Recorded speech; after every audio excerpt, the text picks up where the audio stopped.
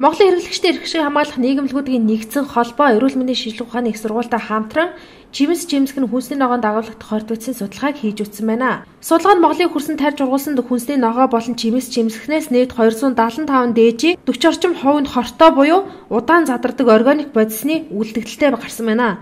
Аймаг орон нутгаар авч үзвэл Сэлэн аймгаас ирсэн ногооны 55 гаруй хувь нь Төв аймгийн зарим нутгаас ирсэн ногооны 34%, Өмнө Говьоос ирсэн Улаанлал өргөс тэмхийн 33%, нийслэлийн Баян зүрх дүүрэг тарьсан Улаанлал өргөс тэмхийн 40% пестицидийн үлдэгцтэй гарсан байна. Тэгээ судалгааны дүнгээс харахад ялангуяа урд хөршөөс орж иж байгаа хүнсний ногоо буюу жимс жимсгэн мөн газар тариалан төлхөө хөгжсөн жишээлбэл Сэлэн аймаг байна. За Булган, Баруун аймагт Ховд аймгийн хүнсний ногооны ээж нь илрэх пестицидийн илэрч бол нэлээд өндөр хэмжээтэй гарсан нь ажил үзэж байгаа.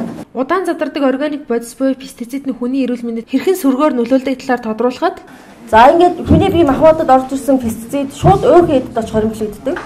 Ингээд олон жилийн турш хоримтлагцаар энэ нь яадаг вэ гэхээр бамбаа булчирхай буюу бусад даавруудад өөрчлөлт өгөөд хүний дархлааны системийг гэмтээ.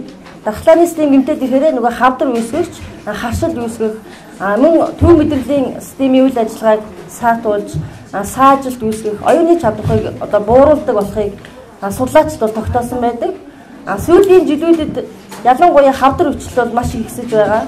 Ялангуяа эмэгтэйчүүдийн эмгэг, дутуу төрөлт, зулбал ургийн гажигууд ихсэж байгааг ерөөсөө л энэ хүнсний ногоон дагуулгад удаан задардаг органик өртөлттэй холбоотой гэж үзэж байгаамаа. Иймээс Монголын хэрэглэгчдийн эрх шиг хамгаалах нийгэмлэгүүдийн нэгдсэн холбоо үйлдвэр хөдөө аж ахуйн яамтай хамтран ажиллаж энэ жилээс эхлэн тариаланч ногоочтой хамтран ажиллах гэрээ байгуулж энэхүү гэрээнд хүнсний ногоо тариалахдаа ямар нэгэн байдлаар хорт бодис болон пестицид хэрэглэхгүй байх талаар тусгаж тохиролцох юм байна.